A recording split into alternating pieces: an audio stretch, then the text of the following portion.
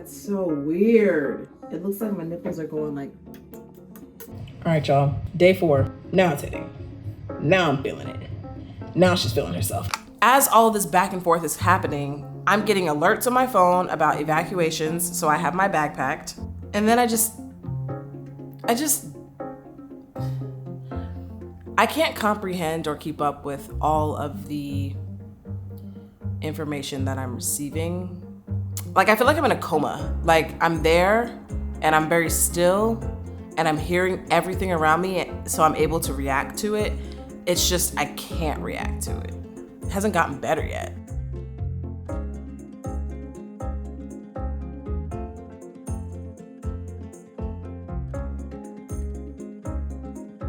It is 24 hours before my surgery, and I'm not gonna lie, an emotional day, and it's only like 9:30 in the morning. My parents are here. I picked them up yesterday from the airport. My mom's gonna be staying over to just help me recover, help me, dress myself, feed myself, things like that. It's been an emotional day because the fires are happening and there's just a lot of firsts that are happening. This is the first time my parents have ever came to see me in California since I lived here, and I moved here in 2016. I don't love that this is their first impression of LA with it literally being on fire, but I keep telling myself, girl, this has nothing to do with you. You can't control Mother Earth. You be using them little sippy cups and the paper straws. You did your job. I'm just trying to move through that and just get done all these other little things that I need to do pre-surgery, such as lay out my clothes, zip up hoodies, button downs, big loose things.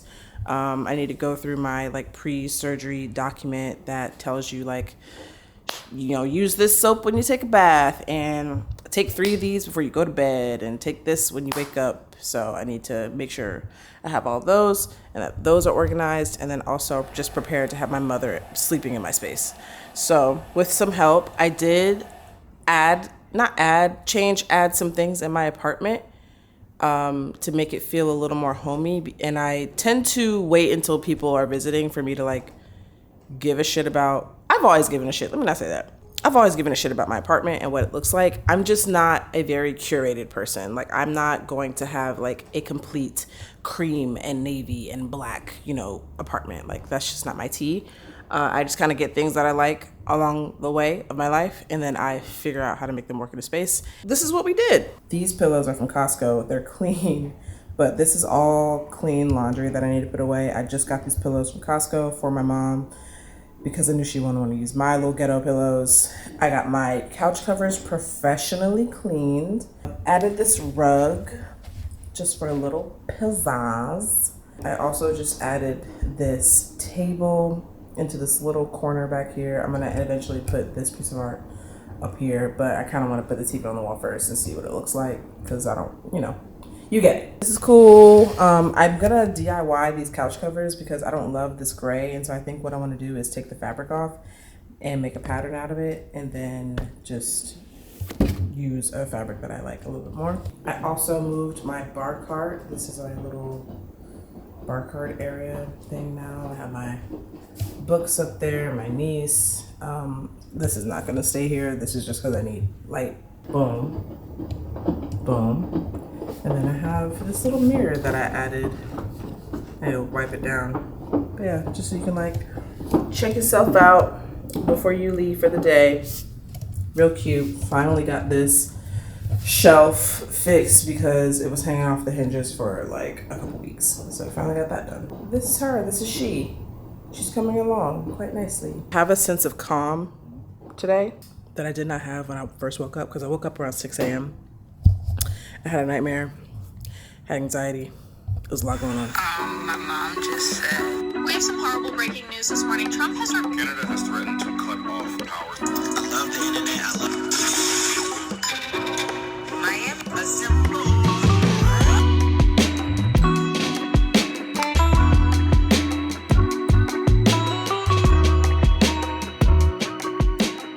Oh my God.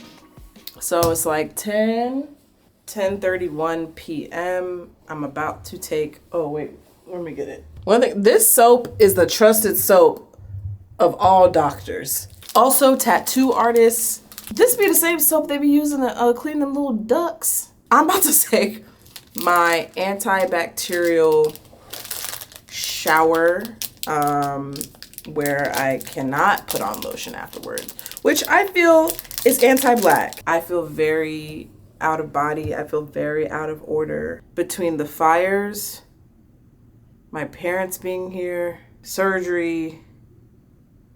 I just like Donald Trump saying dumbass shit. And this is the thing, I'll already be having a bad day. And then he has a whole press conference. You hired niggas to film, to operate cameras and microphones and things, and to light your ass up for you to say some dumb shit. I didn't need that. You know what I mean? Like, I just didn't need that. Talking about how he's gonna rename the Gulf of Mexico to the... Anyway, normally in these cases, I would say these are small things. I say this a lot because I feel like it helps me keep things into perspective. But the reality is that literally everything is a big thing. Everything's a big thing. I have friends that are evacuating. I've been texting people all day. It has smelled like Arby's outside all day. I woke up and the sunrise looked insane. But I decided to get something called IV optimization. It was $350. And I won't be able to say if it was worth the money until after I've gotten it. So I'll let you know how that goes. But basically the way he explained it to me is it's an IV that you get when you're in the recovery room after the surgery has happened. And it's supposed to kind of not expedite the recovery process, but make it better. Collagen, biotin, vitamins, and minerals are like in the IV too. So just, to help you along in your recovery journey. So I said, you know what, girl? Hell yeah. And I find a lot of comfort in not having control sometimes. Like there's something freeing about knowing there's nothing you can do about something. Because now I don't have to stress because either I've done what I can and there's nothing left to do, or I was never going to have the opportunity to do anything at all. So I have to take one Neurontin, little ASMR. Damn, this is big as hell. There's a lot of pills. Do I need? Jade, calm down. I will see y'all in the morning. Good morning. This is my getting surgery fit Kimbo hoodie. Zip up because they said wear loose clothing, button downs, zip ups, things like that. And then these needles. Pants. Why'd I say pants like that? And I'm probably just gonna wear my Adidas. Call it a day. I had my moment this morning with my current chest. We had a talk. I said, baby girl, I'm sorry for hating you for so long, which is kind of a weird thing to apologize for. But I don't know, I felt bad. I feel bad. I feel bad that I'm doing this. I don't feel bad that I'm doing this. I feel bad. I feel like I'm hurting a friend. That's kind of how I feel. Because they didn't do nothing but be big, They are a part of me. And I got to do what's best for me. And baby girl, change is good. I'm in the exam. One of the exam room, but in the room where I change, get into the gown, and then I need to do a pee sample. I definitely smoked some weed last night because I was stressed out, so I hope that that's okay. Gown. Oh, let me get it in while I can.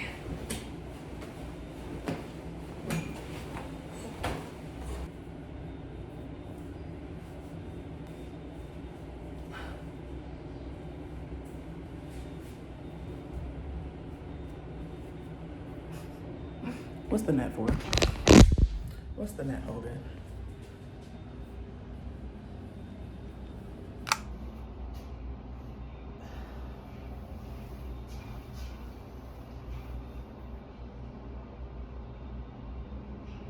I still have the markings on me.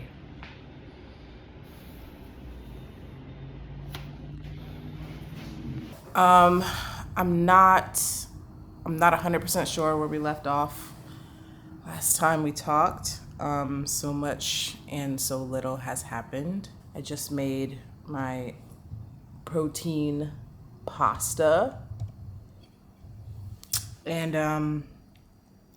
okay, I still have my old knockers. I did not get the surgery yet. Long story short, the day of my surgery, which was supposed to be yesterday, I'm walking out of my apartment building. I get a call from the surgeon. He says that the power is out at the hospital. They can't do the surgery, but he talked to somebody and they said that it will be back on by 12, but he's not sure. I go back to my apartment. I take a nap.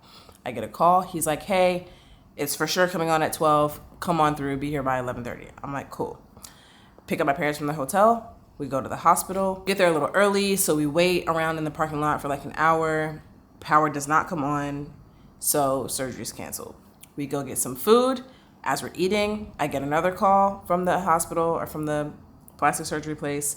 They tell me that they expect the power to be put back on that night, so last night, and to prepare to come in today, the next day, when they call me. I said, cool. Hang up the phone, finish my meal, come back home. Hours later, I'm having dinner. It's like 7:30 at night. I get another call from the surgeon. He says, hey, I have to evacuate. And I'm like, oh, all right. Surgery canceled. The next day, this morning, I'm not expecting to get surgery today. But they call me and they say, hey, we expect you to come in at 10. I'm like, what? The surgeon said he was evacuated. What? I thought it was canceled. They're like, oh, the evacuation thing was lifted. So he's actually still here and we have power. So come on through. I'm like, okay. So pick up my parents. We rush to get to the hospital. We get there. As y'all saw, I go in, I check in. They're doing my vitals, and I got the IV put in. I talked to the anesthesiologist. I talked to the surgeon. I have the marks on me still. And then I get told that the anesthesiologist found an issue with the anesthesia machine, something about the power being down for so long. I guess the machine couldn't just like reboot, like it just needs a minute or something was wrong with it. I don't know. It had something to do with the power being out. So I am sitting there, IV in arm, hairnet on, ass out with the scrubs, sitting in this room, and I'm not getting surgery. After I had just affirmationed myself to death about, everything that's about to happen to my body. And I'm just going to tell y'all right now, I'm clocked out. Mentally, emotionally, I have a bag packed. Oh, because mind you, as I'm getting all this back and forth information from the hospital, which I don't fault them for. I do appreciate it because I know at the end of the day, they know that I want to get this surgery. They know that I'm just trying to get this shit over with. They know that I want to be at home, safe, in recovery, and so on and so forth. Also, I had already paid for all the shit already. As all this back and forth is happening, I'm getting alerts on my phone about evacuations, so I have my bag packed. Said bag. I have masks in. At the end of the day, I know that the most important thing is my safety and the safety of my friends and family, especially since my family is here, which is not usually the case. And I understand that the surgery is not integral to my health, but it is important to me, and it's something that I've paid a lot of money for, and it's something that I have wanted for a very long time, but at the end of the day, I know what the real priorities are, and that is just my safety. I can't comprehend or keep up with all of the information that I'm receiving. I don't feel numb. I feel like comatose. Like I feel like I'm in a coma. Like I'm there and I'm very still and I'm hearing everything around me, so I'm able to react to it. It's just I can't react to it. Like I don't have energy in my body for anything that's happening. I feel so much grief about what's happening, constantly like receiving updates. And this is the thing. So now I'm rescheduled for Monday, But it's Friday right now, and I don't know what's going to happen in the next 2 days. Like, it could get worse, it could get better. We hope that it's going to get better, but like, there's people that are just setting fires now. The fact that my parents are like trying to make plans and I get it, you know, they're trying to make the best out of their LA trip. This is the first time they've been here. And I mean, I'll show you what my view looks like right now. I understand why they may not be as worried. This is what outside of my window looks like right now. But yeah, as I mentioned, I don't know what's going to happen these next 2 days. If it gets worse, the surgery could get pushed again. And I'm less concerned about the surgery, but the surgery has been the thing that I've been like, it's been the thing on my calendar that I've been working around for the last month. I've been shifting how I work, what work I do to account for recovery and stuff like that. My parents flew from coast to coast to be here. Like, there's just been a lot riding on this surgery. And so even though I understand where my energy needs to go, it is still really frustrating. And not to mention, like, I'm trying to grasp the very big, crazy reality that LA, as I know it, is different now. To see parts of my memories destroyed is crazy. People's houses and everything they own is just gone. Also, I made a really big decision yesterday that, you know, I'll tell you all about at some point. I think it's a very American thing to just be like, oh, well, things are gonna get better. And you really do believe that. Like, I'm gonna wake up tomorrow, it's gonna be fine. And that hasn't happened in the last 3 days. So all of LA, all the way down to Long Beach, is a red zone. And I'm just sitting here eating protein fucking pasta, hoping that I can have surgery on Monday. This is a depressed state that I've never felt before. And I'm sorry to complain. I've tried to get this surgery for a long time. When I was in Oregon, I got close. I had my appointment booked. Insurance was gonna cover it somehow. It got canceled because of COVID, because they needed the emergency rooms. I understand. That was the first attempt. The second attempt was me getting ready to leave on my appointment day and then power going out. The third attempt was me showing up after my appointment time, waiting in the parking lot, waiting for the power to come on. Didn't happen that time either. That was the third attempt. The fourth attempt was today, and I got all the way to getting an IV pumping through my veins and a seafoam shower net on my head. Still doesn't happen. And so I'm just like, I've never wanted to be cut open so bad. Like, I feel stupid for crying about this. I feel stupid for complaining about this. But at this point, like, I know I'm not even just crying about this. There's no way I could only be crying about this. I think my nervous system is shot. I think that I'm experiencing a lot of like grief and having to get over things very quickly. And I need to like move through this. That's what's going on. This is a very unique situation. I don't blame the hospital. I don't blame the doctors, the surgeons. I don't blame anybody for anything. This is something that I don't think anybody could really.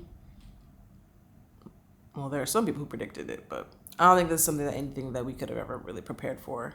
And mostly I'm just sad for LA. Yeah. This is what is this? Lemon, honey, and garlic. Lemon, honey, and garlic. I would put a red onion in there, but you probably throw up. Whoever stuck that shit in my throat, I don't know if it's the anesthesiologist, the surgeon, whomever. Next time I see you, it's up. You taking one too? Yeah, I'm not gonna let you suck for a long. You used to it though. No, I'm not. You never get used to this shit. Cheers. Pip pip. Cheerio. Well, call me when your boobs come in. You call me when yours come in. What do you have, 4 more? Yeah. Exactly. Yeah. Okay. Have fun. Like a G. I'm taking other pills. You know what? You got 6. I am very. This is 2 Motrin, 2 Tylenol, 2 stool medicines, stool softener. Oh, I didn't even show. can't even see, but y'all can kind of see. I'll show y'all, you know, we'll do the big reveal later on. I'll show you what I got going on right now, but my nipples are still bleeding. You said Frankenstein. Yeah, Frankentitty. It's okay. I see the vision. Yeah. I see the vision. Okay. Okay. I'm not mad. I mean, I should be. Oh, that's so weird. Right? It looks like my nipples are going like, you know what it looks like? It looks like when someone really tiny titties gets a boob job and it's botched. But that's what I'm saying. Like, it's different. Yours have to be up there like that because they have to like, yeah. And then as soon as it heals and drops, it's gonna look very different. Once they like drop and like settle, like just remember mine looked just like that. And then you see what mine look like now. That's another thing, I warned you about that. You get your boobs done and then your fucking stomach pokes out because you don't realize you don't have to worry about sucking it in. When your boobs are that big, your stomach always looks flat. Now you gotta like really think about it. You know the aliens from Shut the Men in fuck Black? up. Shut up. You know what I'm talking Shut up. Of course I do. You're not the coffee drinking, weird bug looking one. Stop it. Yes, I am. What would you say? They don't jiggle quite like they used to. They're little, but they're sitting. Wow. Mm-hmm. It looks like they're like. All right. Okay. Day 4. Now it's hitting. Now I'm feeling it. Now she's feeling herself, because hold up. Now, I still have on the bra they gave me during surgery, or after. Sorry, let me do it. Let me get it out of my system. Let me get my system. I'm not a hey mamas, but just let me live that life for like 2 seconds. Once again, I do want to mention, sitting up higher than normal, they are gonna drop a little bit. I just needed my chains on. That's all I needed.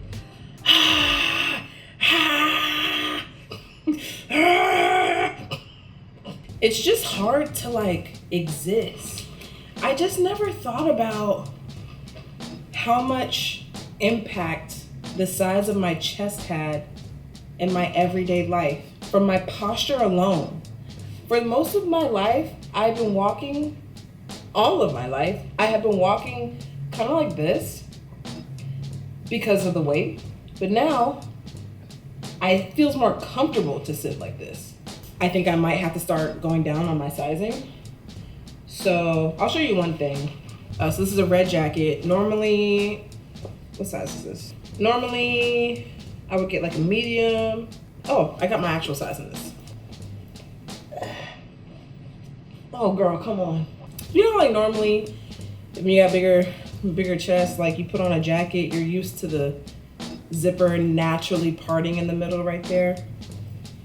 These hoes just want to come right together, just like that. Things that are supposed to be straight cut are genuinely a straight cut.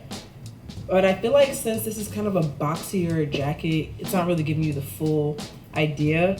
So I'm gonna put on a jacket from a previous video, and I'm gonna do like a side by side so you can see the difference. I probably shouldn't be doing all this, but I'm excited. This is like, oh man, this is crazy. This jacket, I almost exclusively wear it fully buttoned. Like I wear it more as a top than a jacket. Look at that. Crazy. Yeah.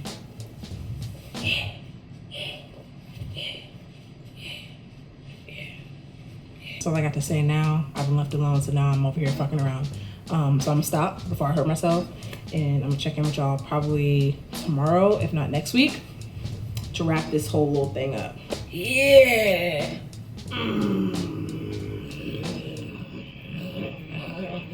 Yeah.